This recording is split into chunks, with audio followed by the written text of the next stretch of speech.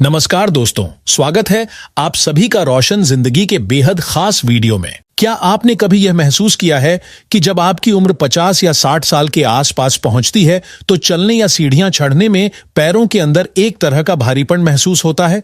कई बार जांघों में जकड़न, ऐंठन या टाइटनेस होने लगती है। कभी पैरों के अंदर हल्का कंपन महसूस होता है तो कभी ऐसा लगता है कि थोड़ी सी दूरी चलने के बाद ही पैरों में ताकत कम पड़ने लगी है।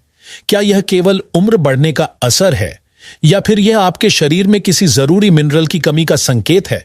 आइए समझते हैं कि ऐसा क्यों होता है और इस कमजोरी के पीछे असली कारण क्या है। साथ ही यह भी जानेंगे कि शरीर को मजबूत बनाए रखने के लिए कौन सी नेचुरल चीजें हमारे घर में ही मौजूद होती हैं जो पैरों में ताकत ला सकती हैं। सबसे पहले समझ लीजिए कि यह सिर्फ थकान नहीं है, बल्कि आपके शरीर का साइलेंट सिग्नल है कि आपकी मांसपेशियां अब पहले जितनी मजबूत नहीं रहीं। अगर अभी भी ध्यान नहीं दिया गया तो धीरे धीरे पूरा एनर्जी सिस्टम कमजोर पड़ने लगेगा। हमारे शरीर की कुल शक्ति का लगभग 40% हिस्सा मांसपेशियों में छिपा होता है। यही मांसपेशियां हमें चलने, उठने, थमने और हर गतिविधि करने की शक्ति देती हैं। यहां तक कि हमारे दिल की धड़कन और सांसों की लय भी इन्हीं पर निर्भर करती है। लेकिन आज की लाइफस्टाइल, गलत खानपान और लंबे समय तक बैठे रहने की आदत ने इन मांसपेशियों को धीरे धीरे कमजोर कर दिया है। खासकर पैरों की मांसपेशियां, क्योंकि वे पूरे शरीर का वजन उठाती हैं, इसलिए सबसे पहले उन्हीं पर असर पड़ता है। तो आइए जानते हैं कि आखिर टांगों की मांसपेशियां कमजोर क्यों पड़ती हैं और इसके पीछे कौन से छिपे हुए कारण हैं जो हमारी जांघों, पिंडलियों और नसों की ताकत को धीरे धीरे खत्म कर देते हैं। अब बात करते हैं पहले कारण की, मैग्नीशियम की कमी। यह ऐसा मिनरल है जिसे मसल एनर्जी स्विच कहा जाता है। मैग्नीशियम को मसल मिनरल भी कहा गया है क्योंकि यह मांसपेशियों के सिकुड़ने और ढीला होने की प्रक्रिया को नियंत्रित करता है। जब शरीर में मैग्नीशियम की मात्रा घट जाती है तो क्रैम्प्स, झंझनाहट, कमजोरी और नींद की दिक्कत जैसी परेशानियां शुरू हो जाती हैं। वैज्ञानिक दृष्टि से देखें तो मैग्नीशियम, पोटेशियम और कैल्शियम के साथ मिलकर मसल इलेक्ट्रोलाइट बैलेंस को बनाए रखता है। जब यह संतुलन बिगड़ता है तो नर्व सिग्नल्स ठीक से ट्रांसफर नहीं हो पाते। आयुर्वेद के अनुसार यह वात दोष बढ़ने का संकेत होता है, जिससे शरीर में शुष्कता, खिंचाव और कंपन महसूस होता है। तो अब सवाल उठता है कि इस कमी को कैसे पूरा किया जाए ताकि टांगों के अंदर फिर से ताकत आ सके। इसके लिए आप अपने खाने में भुने हुए चने, रात में भीगे हुए बादाम और रोस्ट किए हुए कद्दू के बीज शामिल करें। सब्जियों और फलों में पालक, केला और नारियल पानी का सेवन करें। आयुर्वेद के अनुसार अश्वगंधा का इस्तेमाल भी बेहद फायदेमंद है। रात को दूध या पानी में 1 चम्मच अश्वगंधा पाउडर मिलाकर लेने से शरीर में मैग्नीशियम की कमी दूर होती है और नींद भी बेहतर आती है। अब बढ़ते हैं दूसरे कारण की ओर, शरीर में पोटेशियम की कमी। पोटेशियम को शरीर का एनर्जी स्टेबलाइजर कहा जाता है क्योंकि यह मांसपेशियों और नसों के बीच के संचार को नियंत्रित करता है। जब पोटेशियम घट जाता है तो शरीर में सोडियम बढ़ने लगता है, जिससे ऐंठन, थकान और दिल की धड़कन असामान्य हो जाती है। पोटेशियम का मुख्य काम कोशिकाओं के अंदर और बाहर द्रव का बैलेंस बनाए रखना है। जब यह संतुलन बिगड़ता है तो पैरों की कमजोरी और सुन्नपन महसूस होता है। आयुर्वेदिक दृष्टि से यह अग्नि और रस की कमजोरी का परिणाम है, जो भोजन के ठीक से न पचने की वजह से होता है। इस कमी को पूरा करने के लिए अपनी डाइट में केला, नारियल पानी, टमाटर, तरबूज और शकरकंद शामिल करें। साथ ही रोजाना 1 गिलास नींबू पानी पिएं। इसके लिए आधा नींबू का रस, 1 गिलास पानी और 1 चुटकी काला नमक मिलाएं। यह शरीर के अंदर इलेक्ट्रोलाइट का संतुलन बनाए रखेगा और टांगों की थकान को काफी हद तक कम करेगा। अब हम तीसरे कारण के बारे में बात करेंगे, यानी वो वजह जो धीरे धीरे पैरों और मांसपेशियों को अंदर से कमजोर करती है। हम सब ये तो जानते ही हैं कि हमारे शरीर का लगभग 70% हिस्सा पानी से बना होता है, लेकिन बहुत कम लोग ये जानते हैं कि सिर्फ हमारी मांसपेशियों का लगभग 75% भाग पानी से ही बना होता है। यानी अगर शरीर में पानी की कमी हो जाए तो सबसे पहले असर मांसपेशियों पर पड़ता है।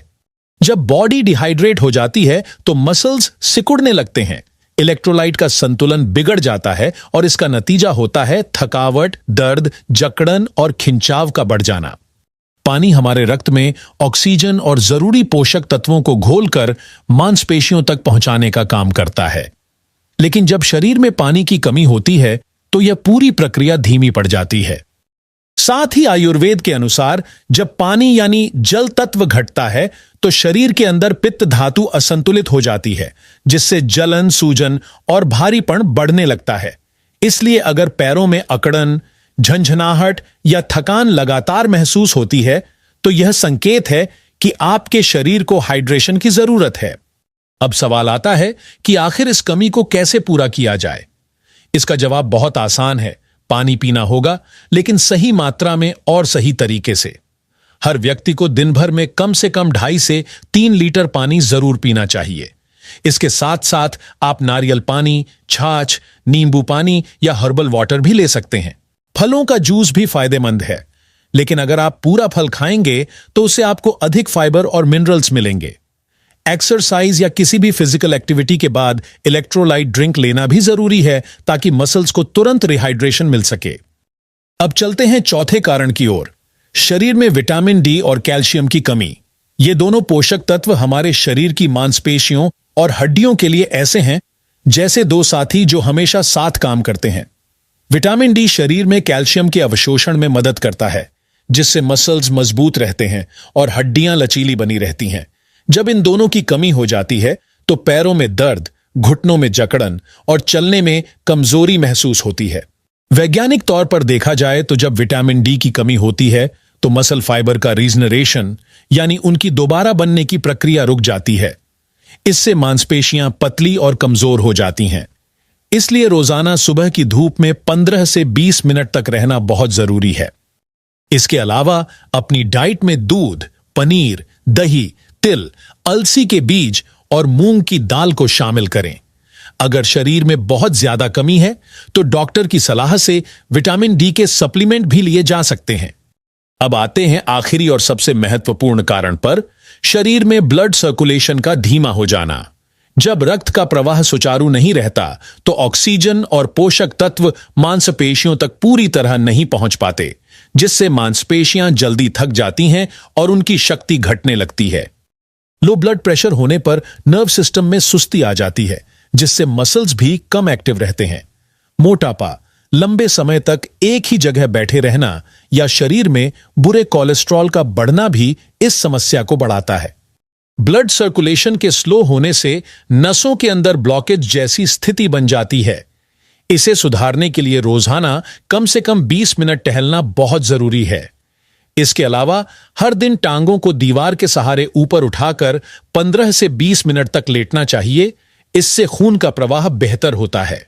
सरसों का तेल, तिल का तेल या नारियल का तेल लेकर पैरों के तलवों की हल्की मालिश करने से भी सर्कुलेशन बढ़ता है।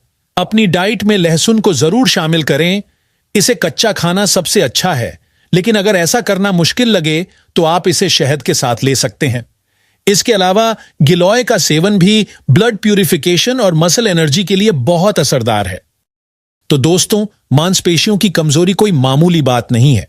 यह आपके शरीर की एनर्जी, नसों और पोषण की स्थिति का आईना है।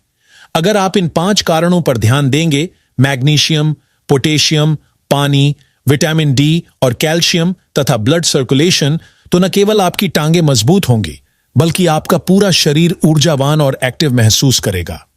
अगर आपको यह वीडियो उपयोगी लगा हो तो इसे जरूर लाइक करें, अपने दोस्तों और परिवार के साथ शेयर करें और हमारे चैनल को सब्सक्राइब करना ना भूलें, ताकि आपको इसी तरह की और भी हेल्थ से जुड़ी जानकारी मिलती रहे। धन्यवाद।